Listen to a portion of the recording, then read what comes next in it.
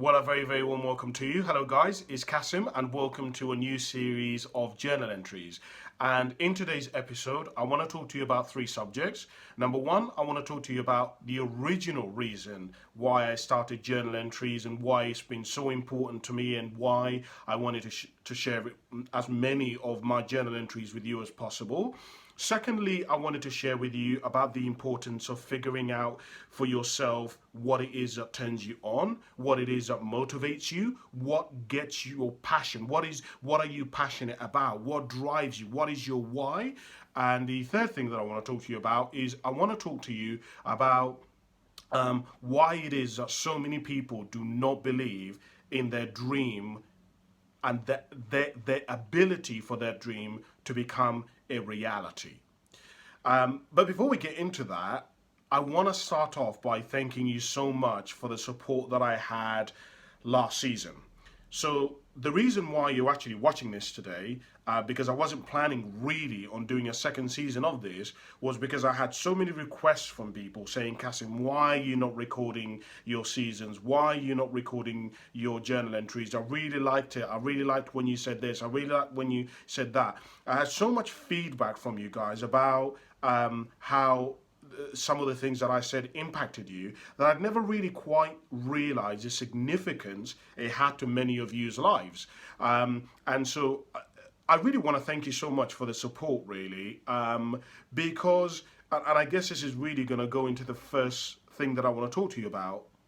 You know, when I first started journal entries really started with a desire for me to share with you, to basically inspire you guys to start to do your own journaling.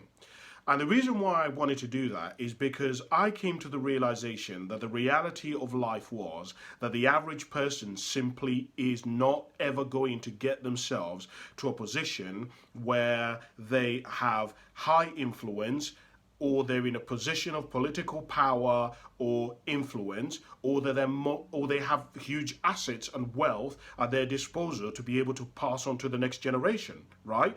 Now, you might say, well, Cassim, that's a bit of an unfair statement for you to say.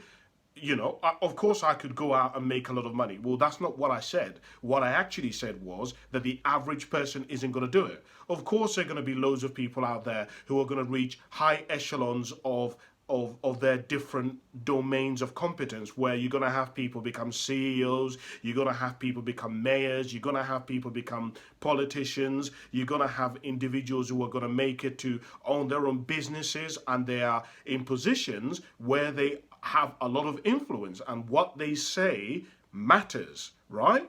A lot of people, and again, you tell me if I'm wrong here, but the reality is that a lot of people in life are not in positions where they have huge amounts of wealth at their disposal. If you look around at the world, there's not many millionaires, there's not many gazillionaires, there's not many multimillionaires and billionaires. Now, of course, these people exist, but the average person is not one of them. And of course, the other one is that a lot of people are simply not going to be able to get themselves in a position where they have a lot of connections, right? Because I think we can all agree, if you know certain people in certain positions, right? If you know the dean of a school, if you know the coach at a certain football league or whatever, you can have a word. You can say, look, is there any way you can ask for shortcuts? You can ask for to get a chance to prove yourself, where some people will never ever gain even access to ever be able to speak to that kind of person. And the reality that I found was that the average person simply isn't going to get any of these things. So my question was, well, if the reality of life is that the average person, who I consider myself to be, I don't particularly consider myself to be anyone special. I don't particularly consider myself to be highly intelligent, or there is something that amazing about me that nobody else possesses. I actually think I'm probably the most average guy that you can possibly get. So I was like, well, if the average person then isn't going to reach those echelons, how the hell am I going to ensure that the next generation is going to do better than I am? Because I don't know, you tell me if I'm wrong here, but my observation about today's society and the way the world is at the moment is that the next generation are in crisis. The next generation, those kids at the moment who are kind of 17, 16, to me, in my opinion, I think are going to need more leadership. They're going to need more guidance than any other previous generation. They are living in a world where everything is constantly changing, everything is constantly evolving. They have no stability anymore. The stability in today's society is constant change, is instability. And so I was like, well, how in the world, if I am struggling to save money to be able to pay my rent, how difficult is it going to be for the next generation?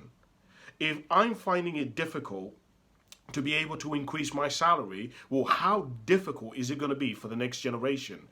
And so I was thinking, okay, well, how in the world then can I help the next generation? And what I forgot about, actually, which was a revelation that I had, was, but you have experience, Cassim, but you have knowledge, but you have skills, but you have life lessons and ideologies and philosophies that you've gained over the last, God knows, 30 years or so of your life that you can pass on to the next generation. Hold on a minute, Cassim. There's some things that you've done in your life that if you could tell somebody else not to do them, it would improve the quality of your life. For example, one of the things that I found out, which has been a revelation for me, was to save the same amount of money every single month, right? I have discovered that you are more likely to save money every single month if you save the same amount. It doesn't even matter whether it's £10, but if you say every single month you are going to save £10, and every single month, that is it, you do it, guess what? You are more likely to actually save money if you do that than if you say, okay, this month I'll save 50, this month I'll save 100, this month I'll save 150, this month I'm going to save 400. In other words, what I discovered was that consistency is better than intensity. And I was like, wait, if I told that to the next generation, if I told that to my brother, if I told that to my children, if I told that to some of my friends' children, that can really make a difference in their life. Right? In other words, the ability to think long term, the ability to plan things and then consistently keep actually executing on the plan over the long haul means that you will end up becoming more successful than the other person who are intense and do kind of the whole rabbit and the hare thing, right? The rabbit and the tortoise parable thing, right? So then I realized, okay, well, that means other people can also be able to do this. Because if I have knowledge and I have skills and I have philosophies and I have strategies and I have stories and I have lessons that I've learned from that I know have dramatically improved my life because I've learned these, well, that means other people must also have lessons. That means they must also have philosophies that they can pass on to the next generation. So what I started doing was I started writing down some of the sort of lessons and the principles that I had discovered in my life that seemed to work, right? And one of those was to start journaling, right? I discovered that if you start writing down your philosophies and lessons and principles, what tends to happen is that you end up getting into this rhythm where you start refining your life, where you start improving your philosophies. And if you start doing that over a long period of time, what eventually you start to do is you begin to get better, because you start saying, well, I know that one doesn't work and I know this one does work. And all of a sudden, you actually start becoming more effective. Because here's what I've discovered about life. I've discovered that essentially the whole point of life is to become better over the period and the duration of our lives. In other words, we should be like a kid who's just learning how to drive. Yes, at the beginning, we should be not that good and we kind of learning and we kind of get confused between the indicators and the accelerator and the brakes. But over a period of driving for 10, 15, 20 years, we should become better drivers.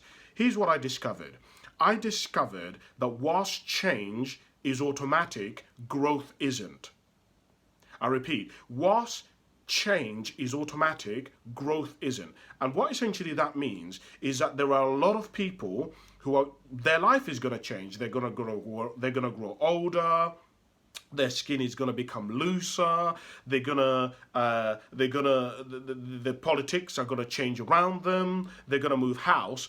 But for them to grow as people, for them to grow in their mentality, in their attitude, in their philosophies, in their strategies, is something that has to be practiced. It has to be something that has to be refined. And so what I wanted to share with you, and it's the reason why I wanted to really start these journal entries, is that I hope that if I can just inspire you to start your own journaling entries, and I could inspire you to start writing down what you believe, what you define success to be, what you define happiness to be, what you think, if you were 30 today and you could give your 10-year-old self advice about your body image, what would you say? Write that down. And if you could give that, maybe your next door neighbor, you've heard that she's struggling, her child is struggling with their mental health, and you could go and share that principle with them and the lessons that you've learned about your body and about feeling inadequate and about your self-image. Wouldn't that improve the quality of your life? Wouldn't that be a way for you to use your life as a vehicle for improving other people's lives? Would that not be a way for you to be of service? Wouldn't that give your life a meaning? Wouldn't that give your life a purpose? And I just thought, if all of us did this, the next generation could really benefit. Because what I'm apprehensive about, and is something that I've become more and more conscious of, is that my generation, those of us who were kind of born around the 80s and 90s, we grew up in a world where we had access to both realities. We grew up in a world where we had traditions from our parents who were used to doing certain things a certain way, but we've also grown up in a world of the internet, so where we've got access to strategies, to new information, to new cultures, new traditions. So we have a comparison. The issue that this new generation doesn't have is that the new generation doesn't have a comparison. All they know is the internet. All they know is things changing all the time. And as a result, they don't have grounding. They don't have a stability. They don't have a home. They don't have roots. They don't have a place where they can say, see, my family wouldn't do that. My mum said that I shouldn't really do that. Because we live in this world where at the moment there are no concrete anything, right? There are no rules about that are concrete about anything anymore. Everything is constantly evolving and changing, and it is being expanded, and everything is being redefined, and so no one knows anything. No one knows anything for certain. And so what I wanted to firstly start off today's episode by sharing with you is that if you will begin to write down what you believe, write down what you stand for, define what success is, write down what you've learned, and pass it on to the next generation, you don't have to be a millionaire. You don't have to reach high echelons of life. You don't have to become a politician, a CEO. You don't have to become a mayor. You can use your life, your experiences, your lessons, your knowledge to help the next generation, to serve the next generation so that they hopefully can become higher, fuller expressions of who they're capable of becoming. So that's the first lesson that I wanted to share with you, the first thing that I was thinking about, and I really wanted to get this series off to a start with. The second thing that I wanted to share with you is I wanted to talk a little bit about the fact that you've got to figure out what turns you on. You've got to figure out what it is that motivates you. You've got to figure out what it is that drives you. You know, I've spent a lot of time trying to figure out what is it that makes a difference in people's lives. What is it that allows some people to be able to succeed and some people not? How can two people be born on the same council estate and one ends up living in a penthouse, ends up living in a 3, 4, 5, 6, 7 bedroom house, and then the other person still lives in the council house? And there's obviously multiple factors to this, but one of the big factors that I began to realize very quickly as I started studying what made the difference in people's lives is desire.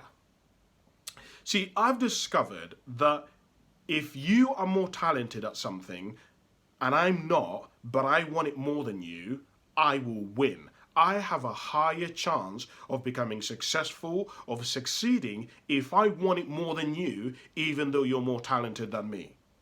And what essentially I began to realize was that it's really, really, really, really important that you discover what it is that drives you, what it is that turns you on. Because one of the things that I've also come to believe in life, and it's been something that I've been really thinking a lot about, is that you've got to get to the understanding that part of life is that you have to be able to manage your life. I talk about it as doing the maths. And doing the maths means you've got to, for example, doing the maths in this particular instance would mean that you've got to look at, okay, well, how roughly long do people live? Okay, well, roughly speaking, in the Western world, people live, give or take, about 90 years. Okay, so you've got to take away about 20 years because people have to get educated, and today you have to get educated up to 18, so in the UK, so you have no choice about that. Okay, then you're probably going to spend about 5 years partying, figuring out who you are, whatever. So do you see? So what I'm saying is, all of a sudden you begin to figure out, to do the maths, you begin to manage your life. And the reason I say this is because if you don't learn that you've got to manage your life, if you don't learn that you've got to figure out how things are supposed to go, because I say this because there is a lot of life is actually about timing. There's right times and ripe times. There's ripe times to do certain things. For example, there is a time when ideally it's ideal for you to have children. Okay? Yes, you can have children in your 40s. Yes, you can have children when you're like 18. Yes, you can have children when you're 30. But there seems to be an ideal time biologically when you should, as a woman, you should try to have children. Or as a guy, you should try to have children. Men can still produce sperm all the way into their 70s. But ideally, there is a time when you should have children. So what I'm saying is that part of learning as how to live and how to live a remarkable life is that you have to figure out how to manage your life. And what I'm saying to you is that in part of learning how to manage your life, you have to figure out when you should be doing certain things, right? And part of that is that you have to figure out what it is that turns you on. Because if you, for example, I don't know, you're 30 years of age at the moment and you're a woman and you're not really motivated about getting into a relationship and you're not really motivated about having children, you have to be so intelligent to motivate yourself that you get that if you get to 40 and all of a sudden you change your mind, which happens a lot. And this is where now wisdom comes in. Because you have to be so clever that you realize and you speak to women and you speak to other people and you ask them, is there a very likely chance that when I get to like in my 40s that I'm probably going to want kids? And if you speak to most women, they'll tell you 100%. Now, I know you could say, well, Cassim, you shouldn't follow what other people want you to do. You shouldn't be listening to other people. Absolutely. But I'm saying that part of doing the maths is also you've got to incorporate the advice of other people, right? And it's not just in terms of that. You've got to be able to manage your life and motivate yourself in terms of, look, if you've become a father and you're noticing that your body at the moment is really, really, really, really bad, you've got to be so intelligent and you've got to do the maths on this and manage your life to the degree where even though you're not motivated to work out, that you think, okay, if I continue on this current path of eating like this and being like this, what does this mean to my blood, my diabetes? What would it mean to my lungs? What would it mean to my health? What would it mean to my relationship? What would it mean to my sex life in 10 years? Now, this again is where you have to be so clever, because you have to be so clever and say, am I really going to change in 2 years? I say I'm going to do it next year. I say I'm going to do it in 6 months. But based on the way that I've been, is that likely? Because how many of us have heard about people who have gone 10 years and they haven't worked out, and they've gone, I don't know where the time went, Cass, actually. I thought I'd work out. I thought that I would improve my health. I thought that my marriage would improve. But yeah, just time passed me by.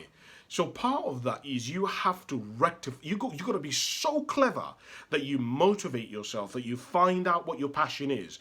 You know, I was listening to somebody recently, and he was talking about something that I found fascinating, where he said that, you know, it's okay if you have somebody come into your business in their 20s or even in their 30s, and they say they're not really too sure what they want to do in life, but it is embarrassing when you have a 40 or 50-year-old who comes into your business and you're interviewing them and asking them, why do you as a 40-year-old want to come into this job as like a junior with no experience in an area that you want to do? And when they say, well, I didn't really know what I wanted to do, it was almost embarrassing, isn't it? Because it's like, what do you mean? How can you be 40? How can you be 50 and you still don't know what you want to do, and you still don't know what you want to dedicate your career to? Now, again, in me saying that, that doesn't mean that you have to listen and follow what other people are doing, or you have to buckle to pressure. But it does mean that you've got to be able to manage your life. So that means, look, if you start getting to 30, 32, 33, and you still don't know what you want to do with your life, you got to start, alarm bells should be ringing and start saying, right, okay, I've got to be able now to shift my priorities, and I've got to focus my attentions on figuring out this whole career thing. Like, I mean, I need to put exerted amount of effort, even though I can't be asked and I feel lazy and I just can't be asked. I've got to put effort into this. I've got to put passion into this. You know, I've been studying a lot of Gordon Ramsay's Kitchen Nightmares, because there's a book that I'm due to write about failure and the reasons why people are failing. So it makes sense that I'm studying Gordon Ramsay's Kitchen Nightmares. And it becomes very, very apparent that very quickly when you watch a few of these episodes, and I've probably watched God knows how many, I've probably watched like 20 of these episodes now, that motivation and desire and passion makes such a difference in the productivity of the restaurant. When you have somebody who owns a restaurant, who isn't passionate about it, who isn't driven about it, who doesn't have a huge desire for it to succeed, everybody else gets affected by it. And what I'm trying to basically suggest to you is that you really need to figure out this whole desire thing. You've got to figure out, like, what motivates you, what gets you going. Like, you've got probably about 70 to 80 years on this planet. You know, I've met people where they are they're in their early 30s at the moment, and basically they're like, I'm settled. And I'm thinking to myself, what the hell does that mean? How can you be settled in your career when you're in your 30s? In your 30s should be that should be the beginning. Because if you're 30 now and the average person, let's say, lives till 90, 30, 40, 50, 60, 70, 80, 90, that's 60 years that you've got left, okay, of your life. Are you actually saying that you are going to do and stay in the same position for, let's say, for the next 50 years, for the next 40 years, for the next 30? That is a very, very long time. And so you have to be so intelligent and think, okay, well, am I going to have to motivate myself maybe to move to a different industry where I'm maybe newer now, but I'm going to have loads of room for me to grow? Do you see what I'm saying?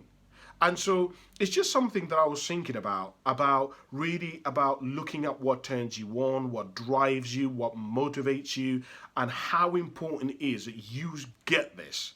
Because if you don't get that you need motivation and you need to figure out what motivates you and what turns you on, you can go 40, 50 years without basically your life being miserable and you surviving instead of you thriving, right?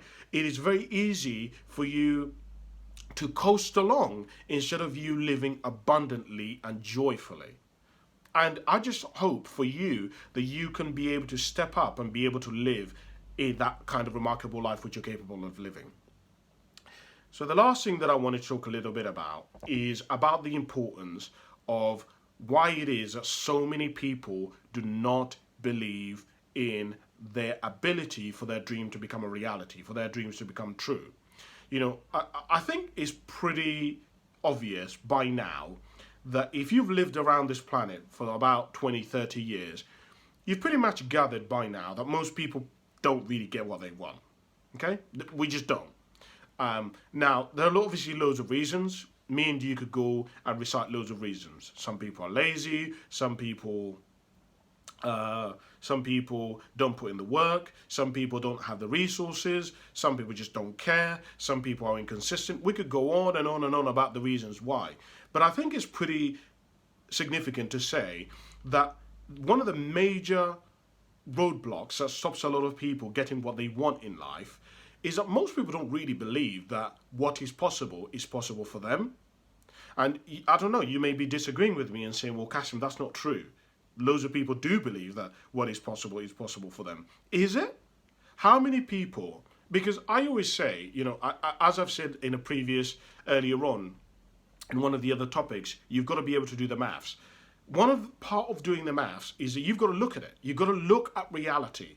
And I ask you to look at, can you honestly say that the most of the people that you know, most of them are living the life that they wanted to live? That most people designed their destiny and didn't settle for their fate?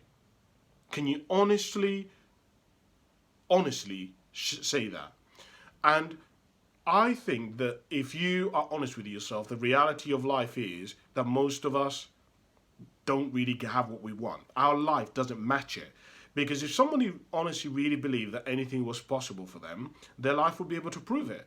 They'll be dreaming big, they'll be going after their dreams, they'll be working diligently, they'll be equipping themselves with the right teams, with the right equipment, with the right resources, with the right knowledge. I mean, you can see it, right? When someone is aiming in a certain direction, their behavior is congruent with their vision.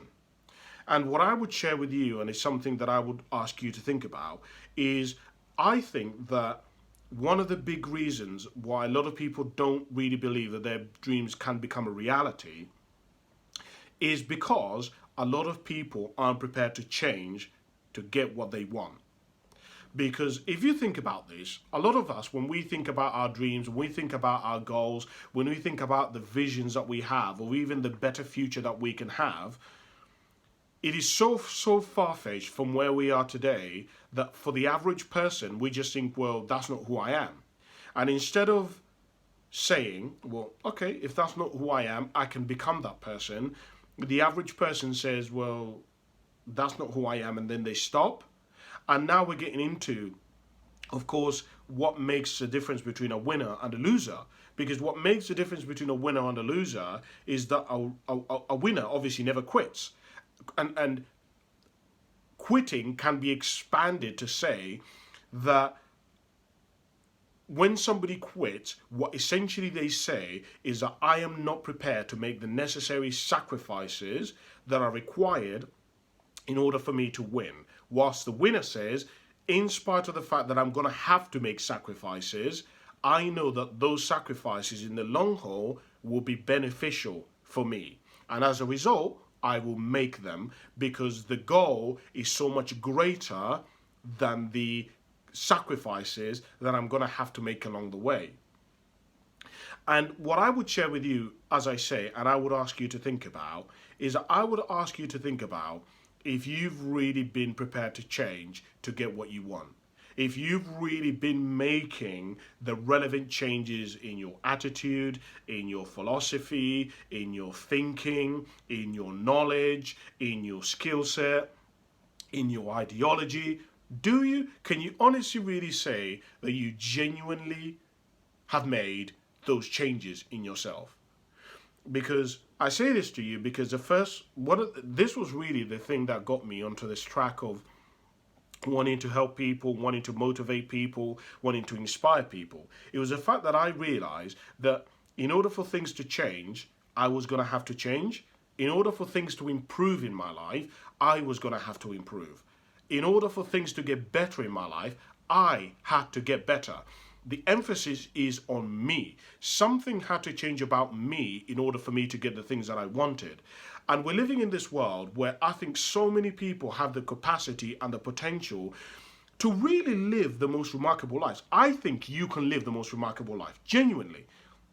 That's part of the reason why I'm so passionate and I'm so driven and I do these videos and I do the podcasts, because I genuinely believe that people are so remarkable and people are so special and people can just honestly do the most remarkable things if they would just believe in themselves, if they would just believe in their ability to figure things out, if they would believe in their ability that if they changed, if they made the sacrifice, that they would be okay.